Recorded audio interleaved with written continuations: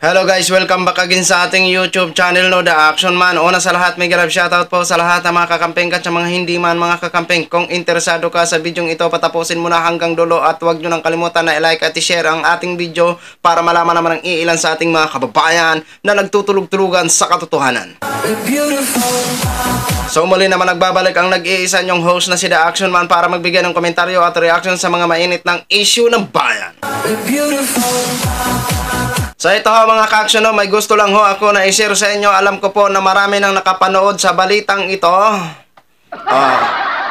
Alam ko na alam nyo po na mas nauuna pa po kayo mag-marites kaysa sa akin.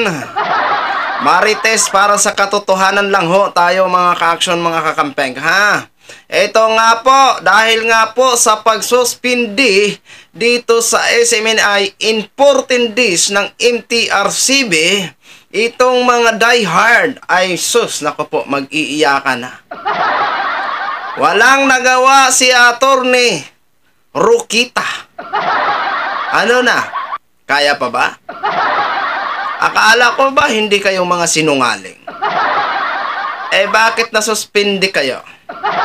At habang ito ay iniimbestigahan pa mga ka-action, pansamantala nga po na sinuspended po ito ng MTRCB habang under investigation pa ang mga nasabing kaso o mga kasinungalingan ni Silis at Badoy.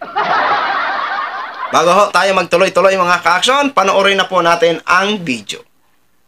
The Movie and Television Review and Classification Board is suspending 2 programs of Sunshine Media Network Incorporated. MTRCB orders the 14-day preventive suspension of SMNI Public Affairs programs Gikan sa Masa para sa Masa and Laban Kasama ang Bayan. According to MTRCB, Gikan was subject of review after the board received multiple complaints after former President Rodrigo Duterte, who acted as guest of the program, uttered profanities and issued death threats against House Deputy Minority Leader Franz Castro during its October 10 episode. The board says SMNI committed to pre-recording and reviewing episodes. However, on its November 15 episode, the MTRCB again received another complaint against Gikan, again about the use of profane words by its guest.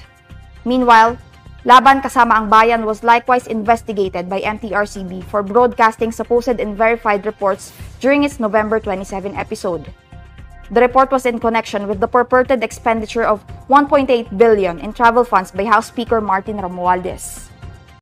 So yun na ho mga ka-action, mga kakamping, no, napanood na po natin ang hatol ng MTRCB. Congratulations po sa inyo Lolo Degs at Lolo Kibulok at Siles at Badoy at sa mga DDA supporters dyan sa SMNI. Magluksa na kayo. Ano? Akala ko ba malakas pa ang power ni Lolo New Diggs? Wala na, no? Diba? Palagas na palagas na. Iyakan na ho kayo ngayon. Mananaig ang katotohanan laban sa kasinungalingan. Diba?